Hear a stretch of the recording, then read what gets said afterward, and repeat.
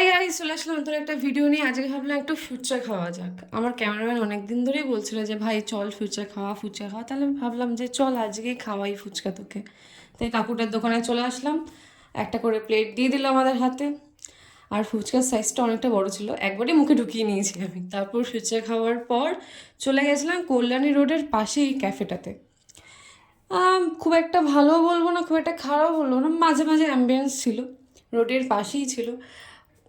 একটু একটু একটু অন্ধকারও ছিল, অন্যান্য ক্যাফেদের মতো অত লাইটিং এসব কিছু ছিল না। আর খাবারও চলে আসলো, এটা চিকেন রোল সামথিং কিছু একটা ছিল, কিন্তু হ্যাঁ টেস্টটা ভালো ছিল।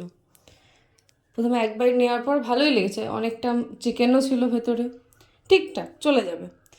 তারপরই চলে আসলো আমাদের চা, যেটা মোস্ট ইম্পর্টেন্ট আমাদের জন্য, কারণ চা ছাড়া একদম চলে না আমাদের। আমি চা খেতে থাকি, তোমরা চ্যানেলটা সাবস্ক্রাইব করে দিও, ফেসবুক থেকে দেখলে অবশ্যই ফলো করে দিও। টাটা।